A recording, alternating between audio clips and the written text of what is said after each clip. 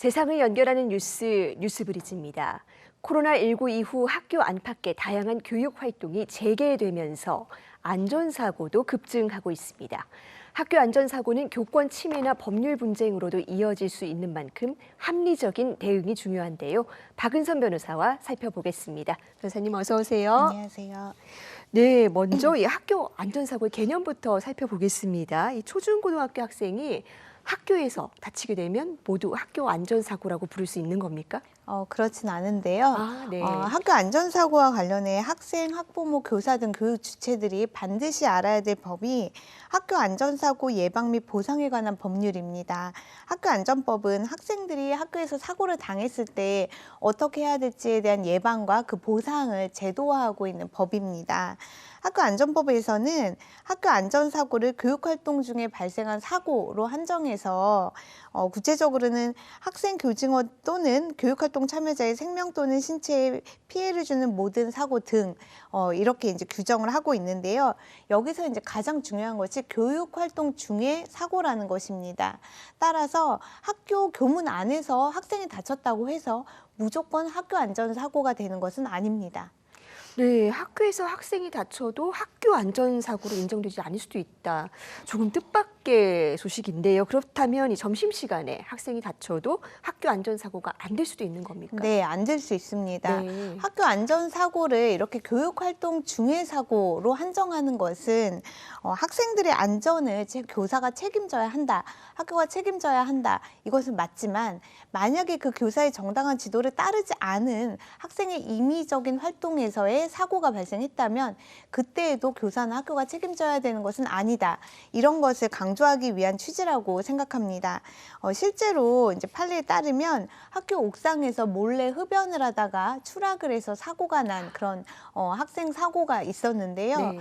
이 사고에서 우리 법원은 해당 학생은 교사의 교육활동을 따르지 않은 채 임의로 현관에 올라가서 흡연을 하다가 사고에 이르렀다. 따라서 이는 학교 안전법에 따른 그 학교 안전사고가 아니고 관련하여 교사와 학교도 책임을 질 수 없다라고 판시하였습니다. 그리고 이제 한 가지 오해하지 않으셔야 할 것이 교육활동이 단순히 수업만으로 한정되는 것은 아니라는 사실입니다. 학교안전법과 그 동법 시행령에 따르면 교육활동에 특별활동, 또 수학여행 등 체험학습활동, 또 체육대회 활동 이런 것들이 다 포함되고 있습니다.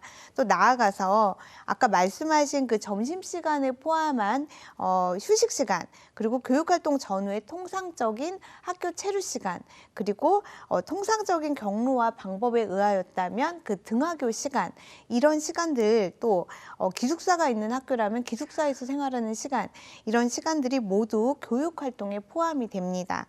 학교 안팎에서 학교장의 관리 감독하에 이루어지는 그런 활동이라면 기본적으로 모두 교육활동이라고 생각하시면 됩니다. 네, 정당한 교육활동 안에 있었느냐가 또 중요한 쟁점이 될 것 같네요. 자, 이 학교 안전법에서 학교 안전사고에 대한 여러 내용을 규정하고 있다고 말씀을 해주셨는데 혹시 이 치료비에 대한 내용도 담겨 있습니까? 네, 그렇습니다. 학교 안전사고의 약 30% 이상이 체육 수업 중에 이루어진다고 합니다. 네.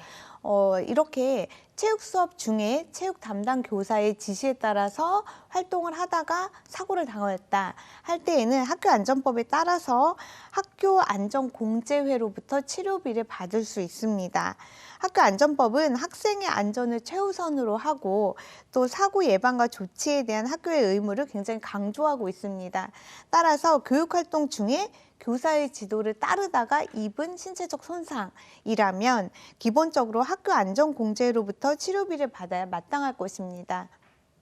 하지만 뚜렷한 장애가 남지 않았다, 이런 이유로 학교 안전공제회가 공제급여 지급을 거부하는 경우도 있습니다. 네. 그리고 또 공제회에서는 비급여 항목의 치료비는 지급하지 않고 또 정신적 손해 부분에 그 위자료를 지급하지도 않는, 그래서 치료액이나 이런 손해액이 굉장히 소액에 이르는 이런 한계도 있습니다. 네. 따라서 이제 이럴 경우에는 학생 측이 별도의 민사소송을 통해서 추가적인 손해에 대한 배상을 청구할 수도 있습니다. 네, 그렇군요. 그런데 지난해 경기도 의정부의 한 초등학교에서도 비슷한 사례가 있었습니다만 학교 안전사고가 종종 이 교권 침해 논란으로 번지기도 합니다. 이 사고의 책임을 담임 교사에게 물으면서 생기는 일인데 이렇게 되면 선생님들 교육 활동도 상당히 위축되지 않겠습니까? 네, 맞습니다. 서희초 당시에 서희초 사건 당시에 이 문제도 굉장히 많이 얘기가 되었는데요. 그렇죠. 예. 학교 안전법의 취지를 좀 생각해 볼 필요가 있습니다. 학교 안전법에서 학생이 사고를 당할 때를 대비해서 학교장들이 의무적으로 공제회에 가입을 해야 하고, 그리고 또 공제회가 일단 치료비를 지급하도록 한 그 취지가 무엇일까? 그 취지는 아무래도 교사가 정당한 교육활동을 하던 중에 학생이 다치거나 하였다면 그 책임을 학교가 부담해야지 교사 개인에게 물을 수는 없다. 이런 취지로 보입니다. 그리고 학교 안전공제회는 만약에 그 학생의 피해 등에 대해서 해당 교사에게 고의나 과실 이런 것이 인정이 되면은 중대한 과실이 인정이 되면 구상권을 행사할 수도 있습니다. 따라서 피해를 당한 학생이 민사법원을 통해 직접 청구하는 그 절차를 공제회의 구상권을 통해 간접적으로 실현할 수 있다. 이렇게 또 생각해 볼 수가 있습니다. 이 점에 주목을 한다면 학부모님들께서는 이제 아이가 다쳤다고 해서 무조건 학교나 교사를 상대로 민사소송을 제기하거나 이렇게 하시기보다는 일단 공제회에서 치료비를 받으시고 공제회가 간접적으로 구상권을 행사하는 이런 방법이 실현되도록 하는 것은 어떨까 싶습니다. 네. 자, 학교 안전공제회가 피해 학생에게 일단 치료비를 준 다음에 구상권을 행사할 수도 있다. 이렇게 지금 네. 말씀을 해주셨는데요. 그렇다면 구상권을 언제나 행사할 수 있는 건 아니라는 의미일까요? 네, 맞습니다. 학교 안전법은 어느 학생이 피해를 입었을 때 관련하여 공제회가 교사에게 구상권을 행사할 수 있는 것은 해당 교사나 또는 이제 학교폭력 가해 학생 이런 쪽에 고의나 중대한 과실이 있어야 한다라고 한정하고 있습니다. 우리 대법원은 그 취지를 교육활동의 당사자인 피공제자가 안정적으로 교육활동에 참가하도록 보장하기 위해서라고 설명하고 있습니다. 따라서 학생의 안전사고가 발생했을 때에는 학부모님들께서 아까도 말씀드렸지만 무조건 교사에게 책임을 묻는 것을 조금 피하시고 이런 것을 좀 신중하시고 공제회를 통해서 해결을 도모하시면 어떨까 싶습니다. 그리고 또 이걸 각도를 달리해서 살펴보면 교사들도 학교 안전법이 든든한 울타리가 될 수 있다라는 것을 좀 신뢰하시고 또 우리 교육법과 사법부를 신뢰하셔서 자칫 금전배상을 당할지 모른다. 그러니까 적극적으로 교육활동을 하지 말자. 이렇게 마음먹지 마시고 교육활동에 위축되지 않고 적극적으로 소신 있게 임하시는 것이 필요하다고 생각합니다. 네, 정말 법의 테두리 안에서 소신 있게 교육 활동하셨으면 좋겠습니다. 학교 안전사고가 늘어나는 만큼 대비가 철저히 이루어져서 정말 교육 활동 위축으로 이어지지 않기를 바라겠습니다. 변호사님, 오늘 말씀 잘 들었습니다.